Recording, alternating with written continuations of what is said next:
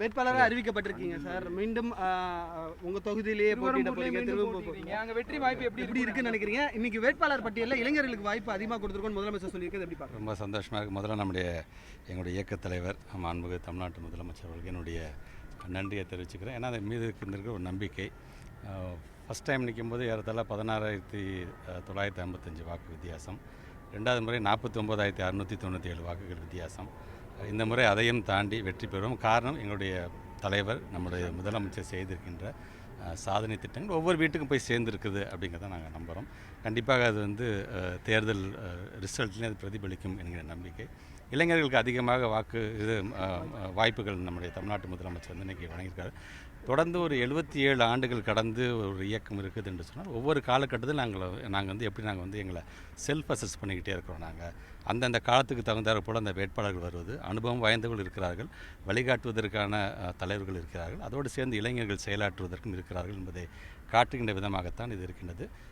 திராவிட model 2.0 இன்னும் ஒரு 30 நாட்கள் ஒரு இடைவெளியில் அது தொடர இருக்கின்றது. திராவிட முன்னேற்ற கழக கூட்டணியோடைய அந்த வெற்றி என்பது ஒட்டுமொத்த நாடே திரும்பி பார்க்கின்ற வெற்றியாக இது அமையும். களம் போட்டி இருக்குன்னு நினைக்கிறீங்களா?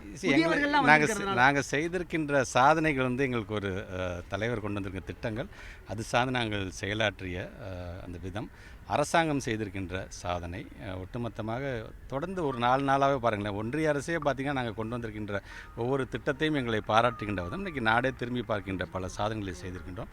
அதனால் அது எங்களுக்கு மிகப்பெரிய ஒரு பலமாக இருக்கும். குறிப்பாக எங்களுடைய கூட்டணி பலம், தோழமை கட்சியை சார்ந்திருக்கின்ற இந்த கூட்டணி பலம் இந்த முறை இன்னும் அதிகப்படியான வாக்கு வித்தியாசத்தில் ஒவ்வொருவரும் வெற்றி பெறுவார்கள் என்பதை நிரூபிக்கும். திருச்சி மையப்பகுதியாக இருக்குது தமிழ்நாட்டுக்கு, எப்படி இருக்குன்னு நினைக்கிறீங்க அந்த மாவட்டத்தில்? பொதுவாக திருச்சி மாவட்டம் என்ன டிசைட் பண்ணுது, ஏன்னா ஆல்மோஸ்ட் மையப்பகுதி நீங்கள் சொல்கிறனால நிறைய பேர் அங்கே குடியிருந்ததாக இருந்தாலும் சரி, நிறைய பேர் அங்கே வேலை பார்த்துட்டு போகிறதா இருந்தாலும் சரி, நிறைய பேர் அங்கே இருக்கின்ற தொழில் சார்ந்து வந்துட்டு போகிறதுன்னு பார்த்திங்கன்னா அங்கே என்ன பேசப்படுகிறதோ அதுதான் ஒட்டுமொத்தமாக தமிழ்நாடு முழுவதும் பிரதிபலிக்கும் அப்படிங்கிறத நாங்கள் கண்கூடாக நாங்கள் பார்க்கணும். காரணம் உங்களுக்கே தெரியும், ஏன் திருச்சியில் ஒரு மாநாடு வந்தால் அது ஒரு திருப்புமுனை மாநாடுன்னு சொல்லும் பொழுது அந்த மாநாட்டோட வெற்றியிலேருந்து தொடர்ந்து நாம் பார்த்தோம்னு சொன்னால் இன்றைக்கு அங்கே இருக்கின்ற அந்த 9 தொகுதியும் ஏற்கனவே நாங்கள் 9க்கு 9 நாங்கள் எப்படி வெற்றி பெற்றிருக்கின்றோமோ இந்த முறை 9க்கு 9 மட்டுமல்லாமல் ஒட்டுமொத்தமாக டெல்டா மாவட்டத்தில் இருக்கின்ற 41 தொகுதிகளையும் நாங்கள் வெல்வோம் என்கிற நம்பிக்கை எங்களுக்கு இருக்கின்றது.